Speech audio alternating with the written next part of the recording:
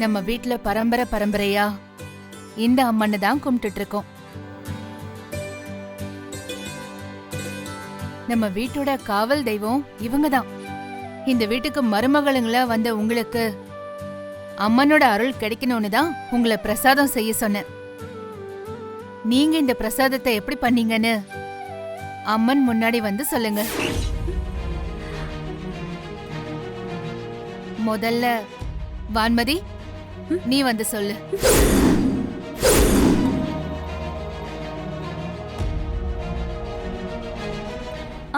அது பால் பால் பாலை ஊத்தி அதுக்கப்புறம் பால் ஊத்தி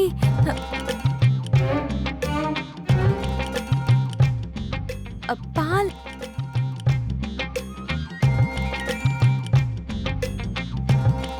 இது அம்மனுக்கு பண்ற பூஜை. அவங்க முன்னாடி நின்னு சொல்ற, பார்த்து சொல்லு.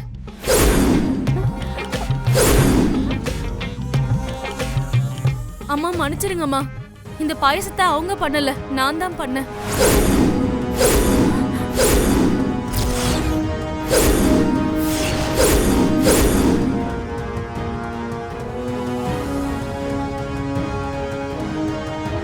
ஏன் இப்படி பண்ண?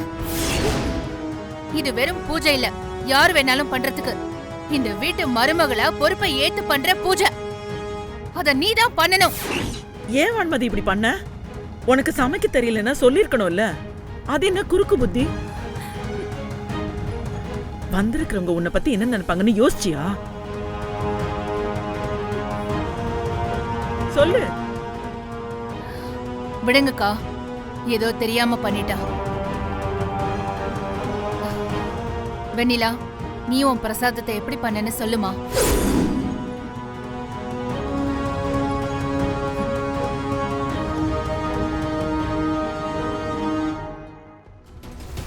சொல்லுமா. அத்தை, நம்ம பாயசம் பண்ணல அத்தை.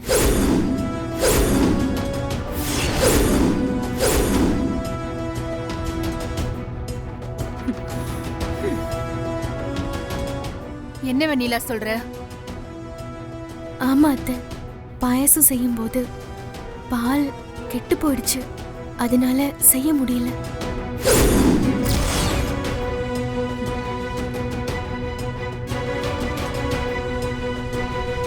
பின்ன நீ மனுஷங்களை வேணா ஏமாத்தலாம், கடவுளை ஏமாத்த முடியாது.